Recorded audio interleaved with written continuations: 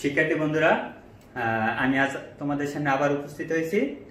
কথা ছিল যে কারকের বাকি অংশগুলো নিয়ে পরবর্তীতে আলোচনা করব। সেই কথার শর্তকে পূরণ করার জন্য আজ তোমাদের সামনে দ্বিতীয়বারের মতো হাজির হয়েছি। প্রথমেই তোমাদের বায়ান্ন বিশ্ববিদ্যালয়ের পক্ষ থেকে সাদর সম্ভাষণ ও শুভেচ্ছা। আমি সুখদেব স্যার, সিনিয়র সহকারী শিক্ষক, বাংলা। আজকের আলোচনার বিষয় কারক। আমরা এর আগে পর্ব 1 অর্থাৎ কর্তৃকারক শেষ করেছিলাম। আজকে আমরা কর্ম ও করণ কারক এই দুইটা কারক শেষ করব। এরপরে আবার পরবর্তী কোন ক্লাসে বাকি অংশগুলো নিয়ে আসবো।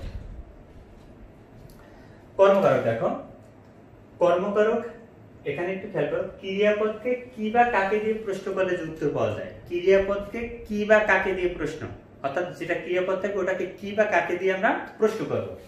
এখানে একটা উদাহরণ দেয়া আছে, মা শিশুকে খাবার খাওয়াচ্ছেন। একটা উদাহরণ দিয়েছে, মা শিশুকে খাবার খাওয়াচ্ছেন। এখন তুমি প্রশ্ন করে কি খাওয়াচ্ছেন, এটার উত্তর কি, কি উত্তর পেলাম আমরা? কি খাওয়াচ্ছেন, দেখো কি খাওয়াচ্ছেন, উত্তর কি হলো? খাবার। তার মানে এটা হলো আমার কি এর উত্তর। কাকে খাওয়াচ্ছেন, উত্তর শিশুকে। এটা হলো কাকে প্রশ্নের উত্তর। তাহলে আমরা কি এবং কাকে দুইটা প্রশ্ন পেয়েছি। আর এটাকে যদি আমরা কর্ম বলি তাহলে এটাকে আমরা বলি দ্বিকর্মক, ঠিক আছে, বা দ্বিকর্ম। অর্থাৎ এই একটু উদাহরণের মধ্যে দুইটা কর্ম আমার আছে, কারণ কি এর কাকে প্রশ্নের উত্তর কি বলা হয়? কর্ম। তাহলে এখানে আমরা দুইটা প্রশ্নের উত্তর পেয়েছি, এই একটা উদাহরণের মধ্যে দুইটা কর্ম আমরা পেয়েছি। তাহলে দেখো, কি খাওয়াচ্ছেন? খাবার। কাকে খাওয়াচ্ছেন? শিশুকে। এখন যদি এটাকে যে কোনো ধরো একটা অংশ, এখানে এটা থাকে শিশু কোন কারকে কোন বিভক্তি, তাহলে কাকে খাওয়াচ্ছেন, উত্তর হচ্ছে শিশু।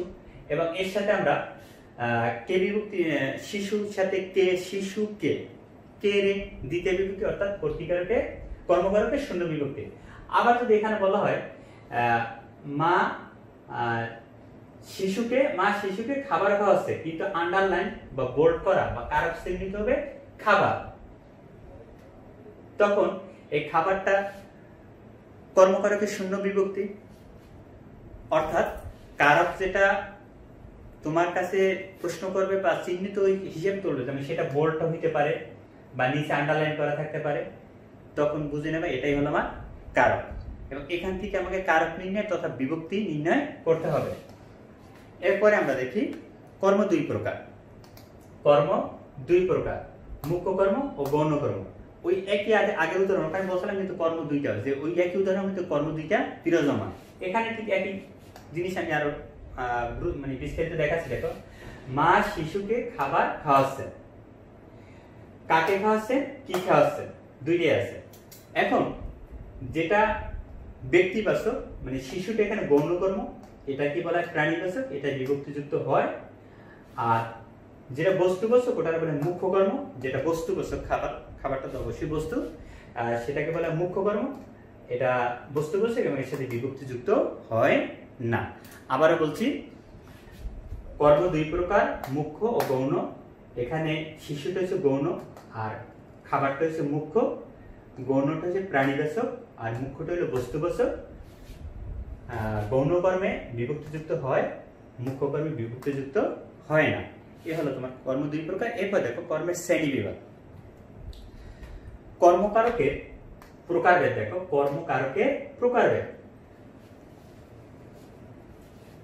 সকর্ম ক্রিয়ার কর্ম। কর্ম তিন প্রকার, সকর্ম, অকর্ম, দ্বিকর্ম। সকর্ম যেখানে একটা কর্ম থাকবে, অকর্ম যেখানে কোনো কর্মই থাকবে না, দ্বিকর্ম যেখানে দুইটা কর্ম থাকবে। এটা হলো কর্মকারকের শ্রেণী বিভাগ এবং কর্মকারক। এখানে দেখো, আমি আগে বলছিলাম অকর্ম যেখানে কোনো কর্ম থাকবে না, অর্থাৎ কি বা কাকে প্রশ্নের উত্তর থাকবে না। সকর্ম যেখানে কি বা কাকে এই দুইটা প্রশ্নের একটা উত্তর থাকবে। আর দ্বিকর্ম যেখানে কি এবং কাকে এই দুইটা প্রশ্নেরই উত্তর থাকবে, তাকে বলা হয় দ্বিকর্ম। এখানে দেখো, নাহিদা বাংলা পড়ে। কি পড়ে?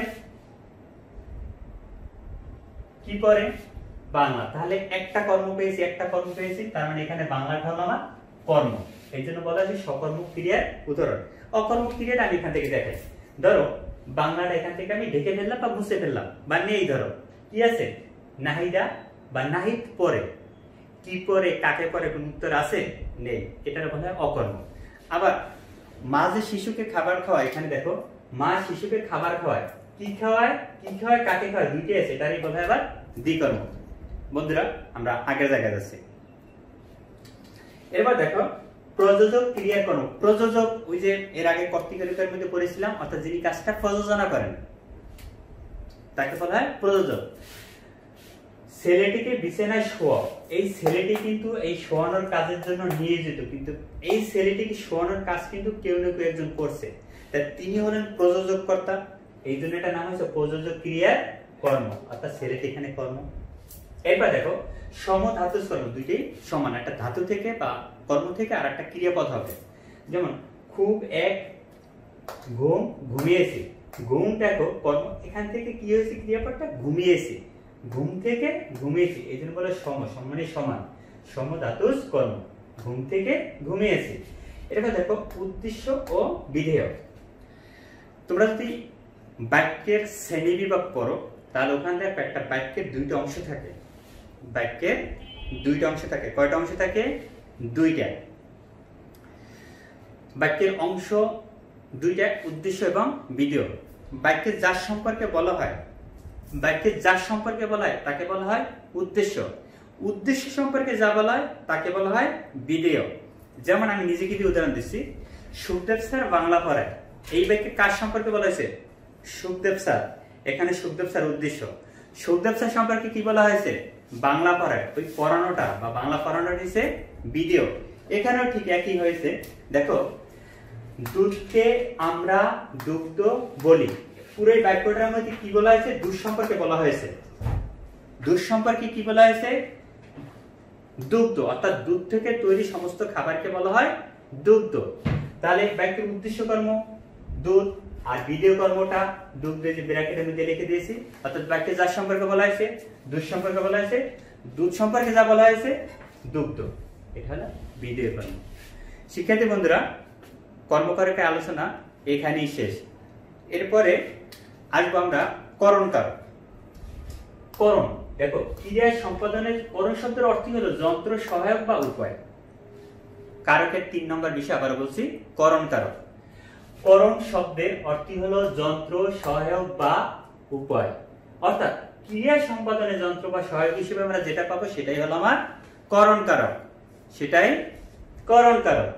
শিক্ষার্থী বন্ধুরা একটা উদাহরণ দিচ্ছি, দেখো এখানে একটা ছবি দেখাই দিতে পারি আমরা। এখানে একটা ছবি তো আছে, এখানে দেখো গরু আছে, লাঙল আছে, একজন কৃষক আছে, তারপর পিছনে সবুজ মাঠ আছে, খোলা আকাশ, বা চমৎকার একটা দৃশ্য, একেবারে গ্রামীণ, যা আমরা অনেকে দেখেও নেই বা অনেকে দেখতেও ভুলে গেছি আজকাল, এগুলো নেই বলতেই চলে। আমরা এখান থেকে দেখি, এখানে কিন্তু একটা লাঙল দেখা যাচ্ছে, যে একটা লাঙল, লাঙলটা দ্বারা কিন্তু জমি চাষ করায়। আবার গরুটাও কিন্তু সাহায্যকারী, এটা দ্বারাও কিন্তু সহায়ক হিসেবে কাজ করেন। কৃষক গরুটার সাহায্য নিচ্ছে, আবার লাঙলের সাহায্য নিচ্ছে। কিন্তু আমরা একটা উদাহরণ নিয়েছি, দেখো লাঙল দ্বারা জমি চাষ করা হয়। দেখো এখানে লাঙল একটি সহায়ক, এই যে সহায়ক কথা বলছি, কারণ এই ক্রিয়াটা সম্পাদনে যে জমি চাষ করা হয়, চাষ করার জন্য সহায়ক হিসেবে কিন্তু আমরা লাঙলটাকে নিয়েছি। তার মানে এখানে লাঙলটা করণ কারক। আমার হাতে একটা নির্দেশক কাঠি দেখা যাচ্ছে, তাই না? আমি এটা দ্বারা লেখাটাকে নির্দেশ করছি, তাই নির্দেশে সাহায্য করছি কি? নির্দেশক কাঠি। এখানে এই নির্দেশক কাঠিটাও কিন্তু আমার করণ কারক। আবার গরু, এখানে হাল চাষে কিন্তু গরুটাও সাহায্য করছে, গরুটাও কিন্তু করণ কারক হতে পারে। অর্থাৎ ক্রিয়া সম্পাদনের জন্য যন্ত্র, সহায়ক বা সাহায্যকারী হিসেবে আমরা যেটাকে পাবো সেটাই আমার করণ কারক। আশা করি কথাটা মনে থাকবে। শিক্ষার্থী বন্ধুরা, আজকের কারক আলোচনা পর্বে 2 থেকে আমাদের আলোচনা এখানেই শেষ। আগামী পাঠদানে কারকের বাকি অংশগুলো নিয়ে আলোচনা হবে।